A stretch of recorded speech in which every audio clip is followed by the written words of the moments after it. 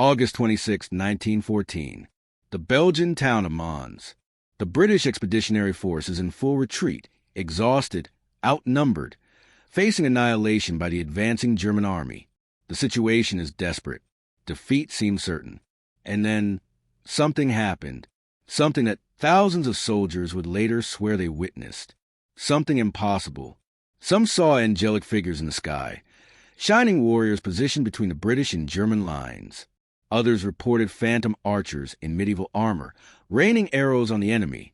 Still others spoke of a luminous cloud that descended from heaven, shielding the retreating troops. For over a century, the Angels of Mons have remained one of World War I's most enduring mysteries. Did divine intervention really save the British Army? Were angels, saints, or ghostly medieval warriors actually seen on the battlefield? Or was it mass hallucination, propaganda, or simply a story that got out of control? The story of the Angels of Mons is more than just a war legend. It's a window into how desperate people create meaning in chaos, how stories evolve and spread, and how the line between truth and myth becomes blurred in times of extreme stress. It involves everything from genuine religious experience to deliberate propaganda, from battlefield psychology to the birth of modern urban legends. Today, we're going to investigate this mystery from every angle: historical, psychological, and paranormal. We'll examine the evidence, interview the witnesses, and try to understand what really happened in those desperate days of August 1914. To understand the Angels of Mons, we first need to understand what the British Army was facing in August 1914. This wasn't just another battle. This was the beginning of the most catastrophic war in human history, and for the small British force facing the might of Imperial Germany, it looked like the end. When Britain declared war on Germany in August 1914, it faced a serious problem. Unlike France and Germany, Britain had a small professional army, only about 250,000 men, many stationed across its vast empire. To help defend France, Britain had scraped together just 120,000 troops to send across the Channel. This was the British Expeditionary Force, the BF. They were professional soldiers, well-trained and disciplined, but vastly outnumbered by the million-strong German army sweeping through Belgium and into France. The BEF landed in France in mid-August and marched north to Belgium, taking up positions along the Mons-Condé Canal. Their mission was to hold the left flank of the French army and slow the German advance. The British soldiers were confident. Many expected to be home by Christmas. They had no idea what was coming. On August 22nd, British cavalry patrols began reporting disturbing news. A massive German force was approaching. Not the modest advance guard they expected, but the entire German First Army, commanded by General Alexander von Kluck. Over 160,000 German soldiers, with heavy artillery support, were bearing down on the 70,000 British troops at Mons. The British were outnumbered more than 2-1, and they had no idea. The Battle of Mons began at dawn on August 23, 1914. German artillery opened fire on British positions along the canal. Then came the infantry.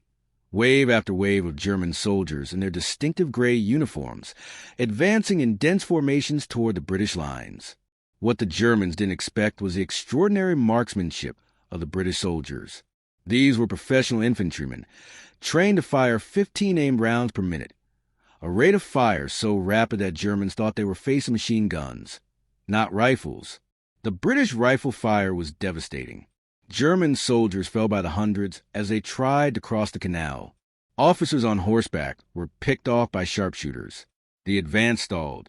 For hours, the British held their positions, inflicting terrible casualties on the attackers. But numbers eventually tell. Despite heavy losses, the Germans kept coming. They began to find weak points in the British line, forcing crossings of the canal at several points. British ammunition was running low. Casualties were mounting, and worst of all, disturbing news arrived from the south. The French Fifth Army, which was supposed to be protecting the British right flank, was in full retreat. The Germans had broken through. If the British stayed at Mons, they would be surrounded and annihilated. At 2 p.m. on August 23rd, the order came down: retreat.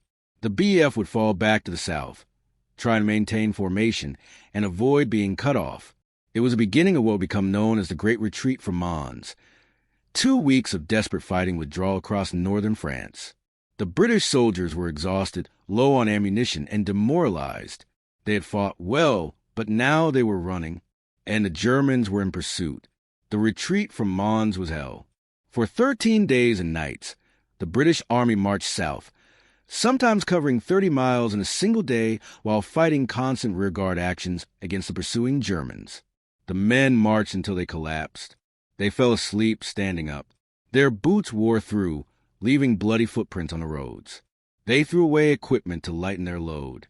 Some men simply sat down by the roadside, too exhausted to continue, and were captured by the advancing Germans. August 1914 was brutally hot. Men suffered from heat exhaustion and dehydration. Sleep deprivation caused hallucinations. Soldiers saw things that weren't there, heard voices, lost track of time. They were pushed beyond the limits of human endurance. And through it all, the Germans kept coming. German cavalry probed for weaknesses. Artillery shells fell on the retreating columns. The British had to constantly turn and fight, holding off the Germans just long enough to break contact and continue the retreat. The situation was desperate. Officers began destroying papers and burning colors to prevent them from being captured. Some units were cut off and captured. Others were scattered and lost. The retreat was teetering on the edge of becoming a rout, a complete collapse that would mean the destruction of the British army. It was during these desperate days, somewhere between Mons and the village of St. Quentin, that the mysterious events began to occur, events that thousands of soldiers would later claim to have witnessed, events that would become the legend of the Angels of Mons. The most critical moment came on August 26, near the village of Le Cateau.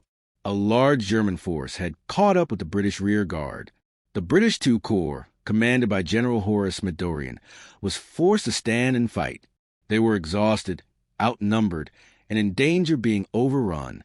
This was when many of the Angels' sightings would later be reported. British soldiers, fighting for their lives. Some later claimed they saw something in the sky, or between the lines, or hovering over the battlefield, something that gave them hope, something impossible. But what did they actually see? To answer that, we need to examine the accounts themselves, and that's where things get very interesting indeed. The story of the Angels of Mons didn't actually begin on the battlefield. It began in a London magazine, written by a man who was nowhere near Mons when the battle occurred. His name was Arthur Machen, and he was about to accidentally create one of the most persistent legends of the 20th century. Arthur Machen was a Welsh author known for writing supernatural horror stories. On September 29, 1914, just 5 weeks after the Battle of Mons, Machen published a short story in the London Evening News titled The Bowman. The story was pure fiction, clearly labeled as such.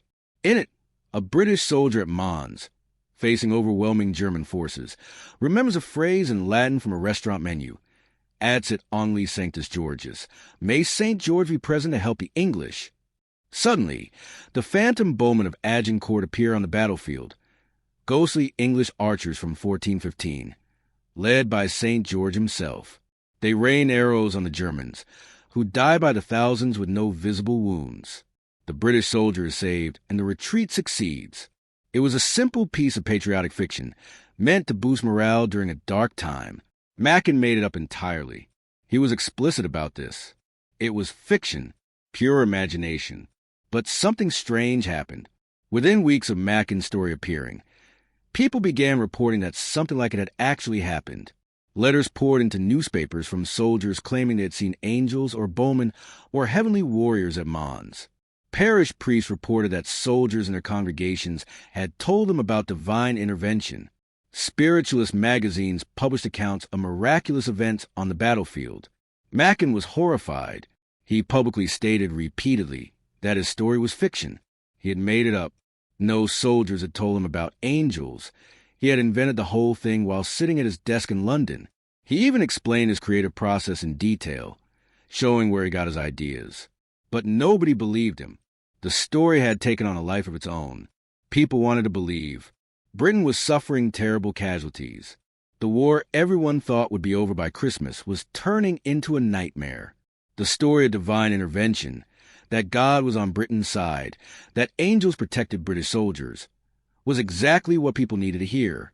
Religious publications embraced the story as proof of God's favor. Patriotic writers used it to rally support for the war.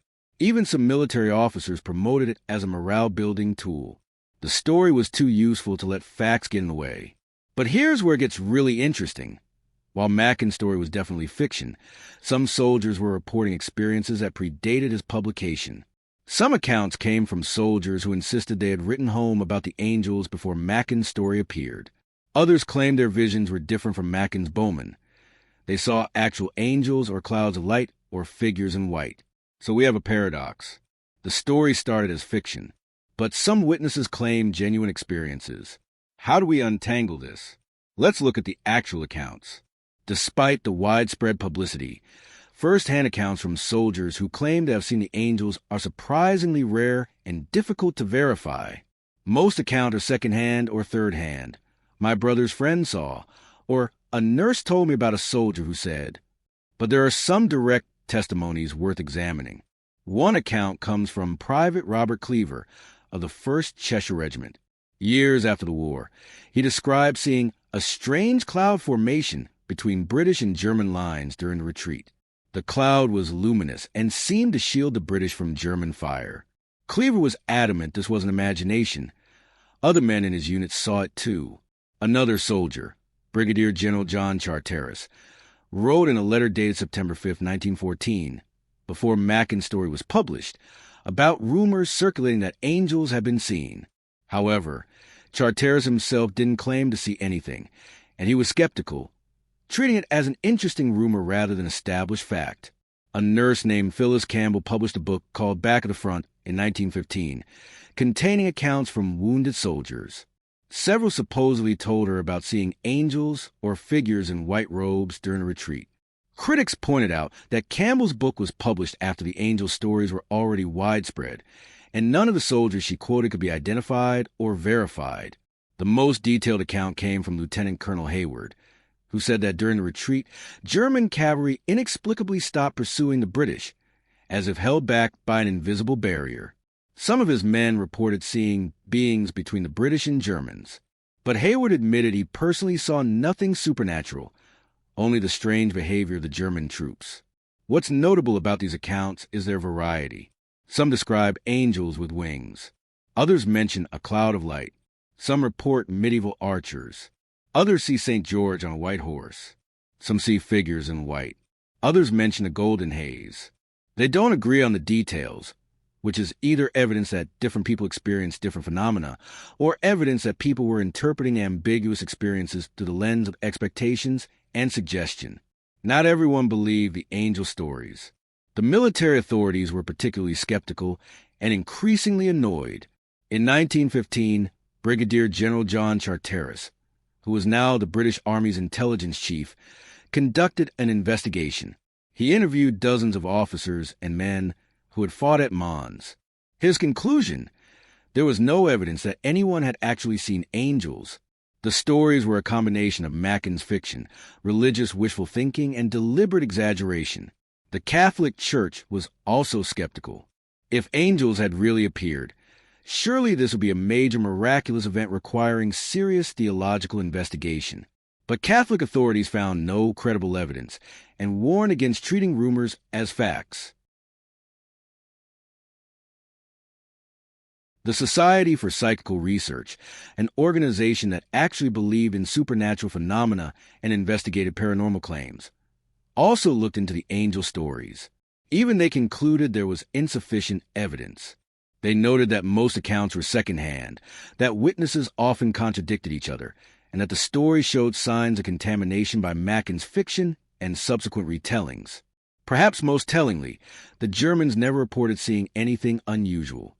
If angels had appeared on the battlefield, surely the German soldiers would have seen them too? But German accounts of the Battle of Mons and the pursuit mention nothing supernatural, just hard fighting against a skilled enemy. So if the official investigations found no credible evidence, if the Catholic Church was skeptical, if even paranormal researchers were unconvinced, and if the original story was admitted fiction, why did so many people continue to believe? The answer tells us a lot about human psychology in times of crisis. To understand why the Angel of Mons legend persisted despite the evidence, we need to understand what the British soldiers were experiencing in August 1914. Modern combat psychology has identified a phenomenon called acute stress reaction, what soldiers in World War I call shell shock or war neurosis. When humans are pushed extremes of stress, exhaustion, fear, and sleep deprivation, the brain starts to malfunction. The British soldiers retreating from Mons were experiencing all of these factors simultaneously. They had been in continuous combat for days. They were sleeping only a few hours per night, sometimes not at all. They were marching 30 miles per day in August heat. They were watching friends die. They were in constant fear of being captured or killed. Under these conditions, hallucinations are not just possible, they're expected. Sleep deprivation alone, even without combat stress, causes visual and auditory hallucinations in most people after just 48 hours. The British soldiers had been without proper sleep for much longer than that. Studies of soldiers in extreme conditions have documented all kinds of hallucinations. Seeing dead comrades walking beside them, hearing voices giving orders, seeing landscapes transform, perceiving lights and shapes that aren't there. These aren't signs of weakness or mental illness. They're normal responses to abnormal stress. Add to this the cultural and religious context. These were men from a deeply Christian society. Many had been raised on Bible stories of angels intervening in battles. They were familiar with St. George, the patron saint of England, said to have appeared at the Battle of Antioch during the Crusades. When their exhausted, stressed brains began generating hallucinations, it's not surprising that those hallucinations took religious forms. This is called expectation-driven perception. We see what we expect to see. If you expect angels during a crisis, and your brain is generating random imagery from stress and exhaustion, you're likely to interpret that imagery as angels. But there's another factor, natural phenomena. Battlefields produce smoke, dust, and unusual atmospheric conditions. Flares, explosions, and fires create strange lighting effects. In the chaos of combat, these can look very strange indeed. Several researchers have suggested that the luminous cloud some soldiers reported might have been atmospheric phenomena, dust clouds catching the light at sunset, or light refraction through smoke and humidity. One theory suggests that French cavalry, whose white summer uniforms stood out in certain light, might have been mistaken for angelic figures by exhausted British soldiers observing from a distance. None of these explanations are supernatural. All of them are consistent with what we know about human perception, psychology, and battlefield conditions. But there's also a darker possibility that the Angel of Mons legend was deliberately encouraged as propaganda. Britain in 1914 was engaged in total war. The government had established a war propaganda bureau, tasked with maintaining public morale and support for the war effort. They recruited famous writers, including Arthur Conan Doyle, H.G. Wells, and others, to produce patriotic content. The Angel of Mons story was perfect propaganda. It reassured the public that God was on Britain's side. It transformed a military defeat, the retreat from Mons, into a spiritual victory. It gave meaning to the suffering and death. And it encouraged enlistment. Who wouldn't want to fight in an army protected by angels? There's evidence that military and religious authorities actively promoted the story, even while privately expressing skepticism.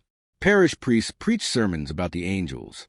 Religious pamphlets about the miracle of Mons were widely distributed. Newspapers published the stories prominently, while skeptical responses were buried in small print. Was this a deliberate conspiracy? Probably not. More likely, it was opportunistic. The story emerged organically, but once it existed, powerful institutions found it useful and chose not to debunk it too forcefully. Truth was less important than morale.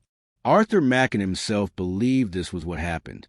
He watched, increasingly frustrated, as his fictional story was transformed into accepted fact by people who should have known better. He wrote, "The legend of the Angels of Mons is not a lie, but a great and glorious truth. But it is a truth of the spirit, not a history. In other words, the story is emotionally true, even if factually false. And in wartime, emotional truth is often more powerful than mere facts. So far, we focus on skeptical explanations. But to be fair, we should also examine the possibility that something genuinely supernatural occurred. Believers in the angels point out several things that skeptics have difficulty explaining. First, some accounts do appear to predate Macken's story. If Brigadier General Charteris heard rumors about angels on September 5th, and Macken's story wasn't published until September 29th, where did those rumors come from? Second, some soldiers remained adamant throughout their lives that they had seen something real. These weren't gullible men. They were experienced soldiers who had seen actual combat. Why would they maintain a lie for decades with nothing to gain? Third, there are curious details in some accounts that suggest something unusual occurred.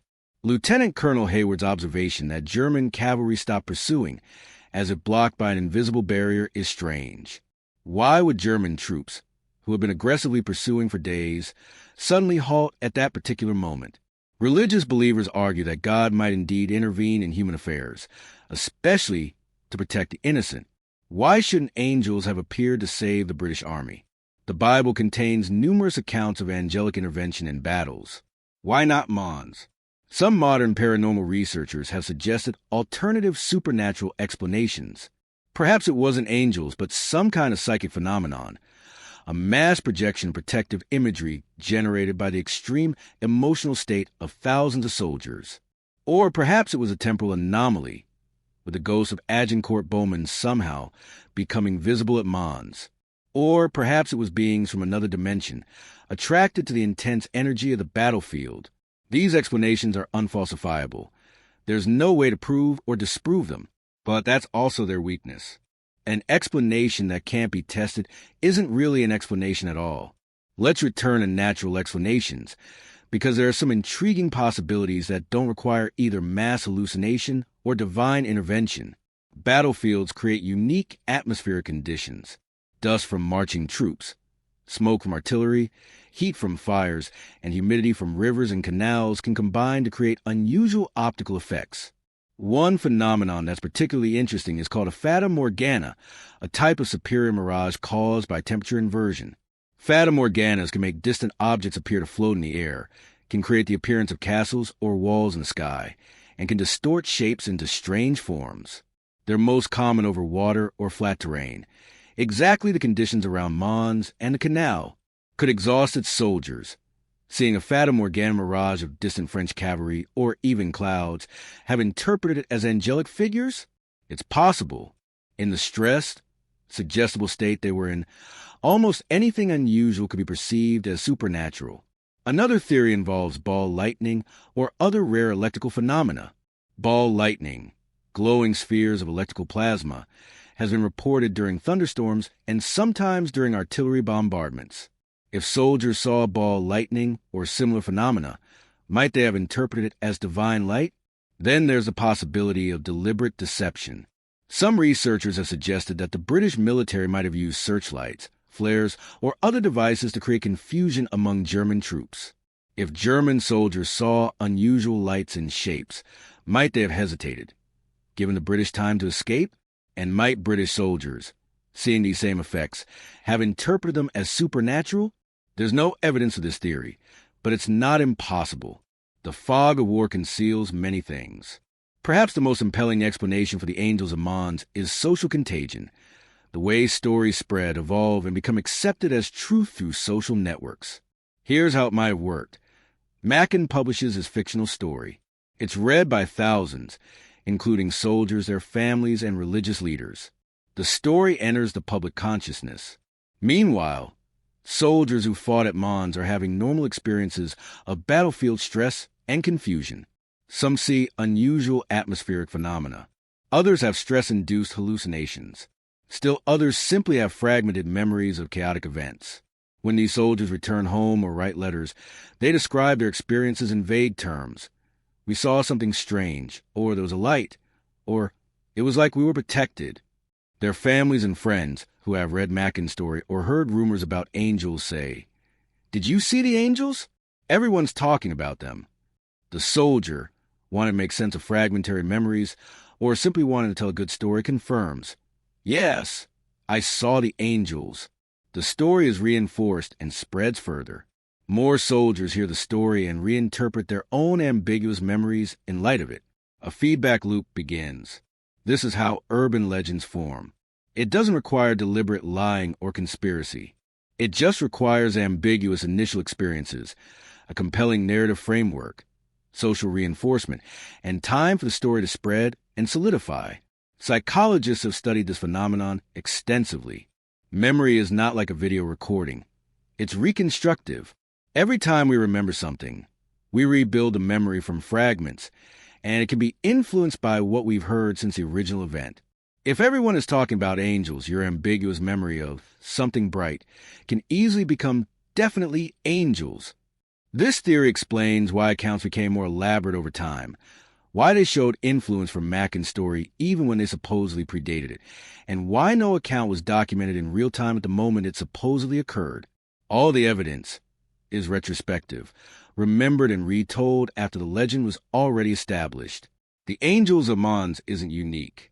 Throughout history, there have been similar reports of supernatural intervention in battles, and studying them reveals patterns that help us understand Mons. During the First Crusade in 1098, Crusaders claimed to see saints and angels fighting alongside them at the Battle of Antioch. Historians generally attribute this to exhaustion, dehydration, and religious fervor. The Crusaders had been besieging Antioch for months, were starving, and were facing a much larger Muslim force. When they won against the odds, they interpreted their victory as divine intervention. At the Battle of Lepanto in 1571, Christians believed the Virgin Mary had intervened to help them defeat the Ottoman fleet. Again, this occurred during a desperate battle where the Christian side was motivated by intense religious faith. The pattern is consistent. Desperate circumstances, deep religious faith, unexpected survival or victory, and the attribution of success to supernatural aid. These stories serve important psychological and social functions. They transform military events into spiritual victories.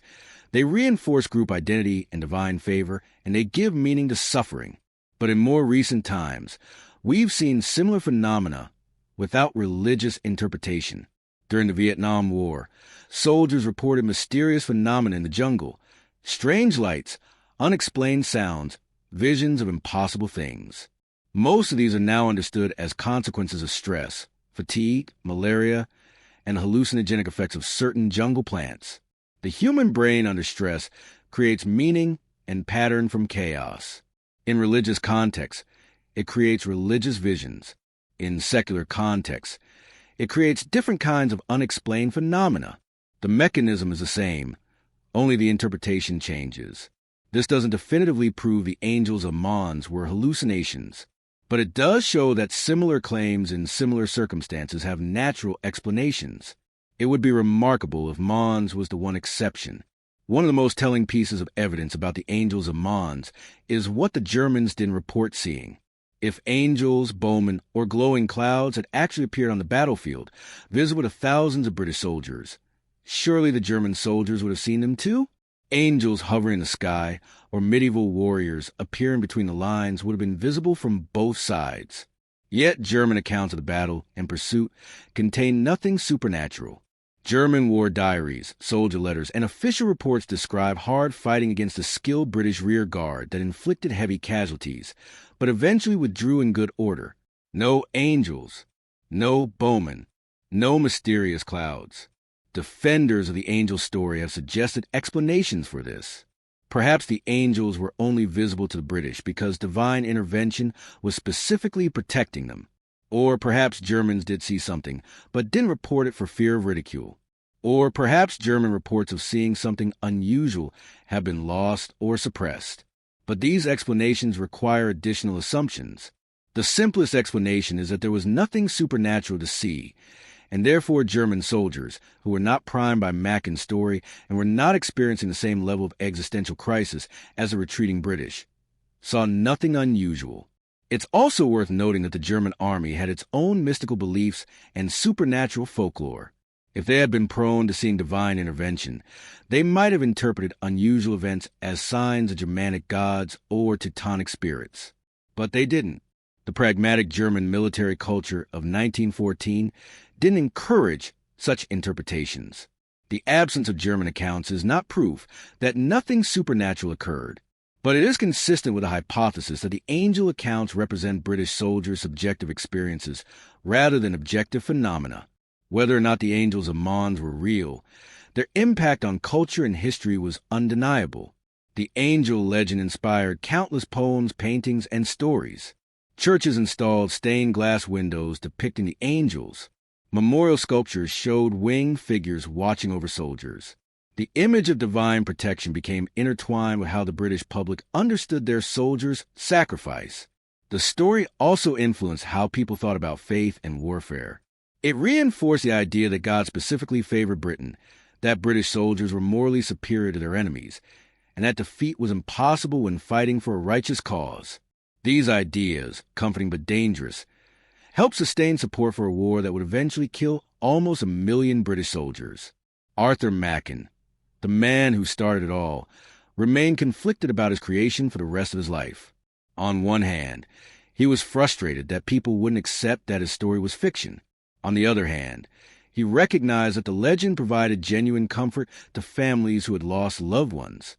Perhaps there were worse things than a beautiful lie that helped people cope with tragedy. In his later years, Machen wrote, "The legend is certainly true. It is quite true that I invented it, but nonetheless, it is quite true." In the centuries since Mons, researchers have continued to investigate the angel legend using modern historical and psychological methods. In 2001, historian David Clark conducted the most thorough investigation to date for his book The Angel of Mons, Phantom Soldiers and Ghostly Guardians. Clark tracked down original sources, interviewed descendants of witnesses, and analyzed the chronology of accounts. His conclusion: there is no credible evidence that any soldier saw anything supernatural at Mons. The legend is entirely explainable as a combination of Machen's fiction, wartime stress, and social contagion. Other researchers have focused on the psychological aspects. Studies of combat stress, sleep deprivation, and hallucination have confirmed that soldiers in the conditions experienced at Mons would be highly likely to experience perceptual anomalies. This doesn't prove the angels were hallucinations, but it shows that hallucinations would be expected under those circumstances. In 2014, on the centenary of the Battle of Mons, numerous documentaries, books, and articles revisited the angel legend. The consensus among historians and scholars was clear. The Angels of Mons were almost certainly not a supernatural event. They were a legend born from the fog of war, nurtured by propaganda, and sustained by human need for meaning in chaos. But the 2014 centenary also revealed something interesting. Many people still wanted to believe. For them, debunking the legend felt like diminishing the sacrifice of the soldiers. If there were no angels, did that make the retreat from Mons less heroic? Did it make the war less meaningful? It's worth considering the theological perspective on the Angels of Mons. What does it mean religiously whether or not the angels were real? Many Christian theologians have pointed out that whether or not angels physically appear at Mons is less important than what the story reveals about human faith. The legend shows that people in desperate circumstances reach out for divine help. It shows that faith provides comfort and strength even in the darkest times. These truths remain valid regardless of whether angels were objectively present. Some theologians argue that requiring physical evidence of angels misses the point. God's presence doesn't need to be proven by supernatural spectacular events. Perhaps God was present at Mons in the courage of the soldiers, in the compassion of medical staff, in the support of communities, in human goodness under pressure. Others take a stricter view. They argue that claiming miracles without solid evidence damages faith by making it seem credulous and anti-intellectual. If believers accept false miracle claims, it undermines the credibility of genuine religious experience. Better to acknowledge the Angels of Mons as legend and focus on authentic spirituality. Both perspectives have merit, but they agree on one thing. Faith doesn't require angels to have literally appeared at Mons. Religious truth and historical truth are different categories. Perhaps the real story of the Angels of Mons isn't about whether they existed, but about why we need such stories. Humans are storytelling animals. We create narratives to make sense of chaos, to find meaning in suffering, to cope with trauma. In the hell of World War I, a war of industrial slaughter on an unprecedented scale, people desperately needed to believe that there was still room for divine goodness, for miracle, for hope. The Angels of Mons gave them that. It transformed military retreat into a spiritual victory. It suggested that even in mechanized industrial warfare, Individual human lives still mattered to God. It provided a counter-narrative to the grinding, meaningless death that characterized the Western Front. Was this psychologically healthy? Maybe not. Perhaps it would have been better for people to confront the brutal reality of modern war directly rather than coding it in comforting legends. But we can't judge people in 1914 by 21st century psychological standards. They were living through something unprecedented, and they coped as best they could. The Angels of Mons legend served a purpose. It helped soldiers keep fighting. It helped families cope with loss. It helped a nation endure 4 years of catastrophic war. Whether the angels were real or not, their function was real. And in a deeper sense, maybe Mackin was right when he said the legend was true in spirit if not in history. The courage of soldiers protecting their comrades, the resilience of people under extreme stress, the human capacity for hope in darkness, these are real forms of angels. Perhaps the supernatural beings people claim to see were really just themselves, made visible by extreme circumstances. The Angels of Mons is lessons for our own time, particularly about how stories spread and become accepted as truth. In 1914, it took weeks for Mackin's fictional story to spread across Britain and become accepted as fact. Today, such a story could spread globally in hours via social media. The mechanisms are the same: emotional resonance, confirmation bias, social reinforcement, but the speed is vastly accelerated. We live in an age of fake news, conspiracy theories, and viral misinformation. The Angels of Mons shows us how easily fiction becomes accepted as fact when people want to believe it, when it serves emotional needs, and when it's reinforced by trusted authorities. The story also shows us the danger of thinking we're immune to such influences. The people who believed in the Angels of Mons weren't stupid or gullible. They were normal humans responding to abnormal circumstances. If we had been British citizens in 1914 to 1918, most of us would have believed the story too. Critical thinking requires constant effort. We must check sources, demand evidence, be willing to change our minds, and acknowledge when we don't know something. The Angels of Mons reminds us that even smart, well-educated people can believe false things when those beliefs serve psychological needs. But the story also reminds us to be compassionate toward those who believe things we consider false. The people who believed in the Angels of Mons weren't trying to deceive anyone. They were trying to cope with trauma. When we encounter people who believe misinformation today, aggressive debunking often backfires. Understanding why they believe, what emotional needs a belief serves, is more effective than simply presenting facts. Today, you can visit the battlefield of Mons. It's a peaceful place now, showing few scars of the battle that occurred there over a century ago. The Mons-Condé Canal still flows quietly through the landscape. The town of Mons has been rebuilt and modernized. The fields where desperate fighting occurred are now farmland and parks. It's hard to imagine that this tranquil place was once a scene of chaos and death, but there are memorials. Plaques mark where British units fought. Cemeteries hold the graves of soldiers who died in the battle and retreat. And in the local museum, there are exhibits about the Angels of Mons, presented carefully, acknowledging both the legend and the historical reality. Tour guides tell the story to visitors, usually with a smile and a shrug. Some visitors come specifically because of the angel legend. They walk the battlefield, hoping to feel something spiritual. Others come for the military history and treat the angels as an interesting footnote. The battlefield doesn't provide answers. It's just a place where, long ago, desperate men fought and suffered.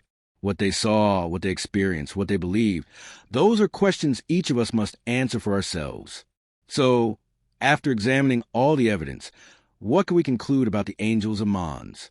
The skeptical case is strong. The original story was admitted fiction. Most accounts are secondhand or cannot be verified. The testimonies that do exist show signs of contamination by the legend itself. Psychological and environmental factors fully explain why soldiers might have unusual perceptual experiences. German soldiers saw nothing. Official investigations found no credible evidence. But the case is not closed with absolute certainty. Some accounts do seem to predate Mackin's story. Some witnesses maintain their claims for life with nothing to gain.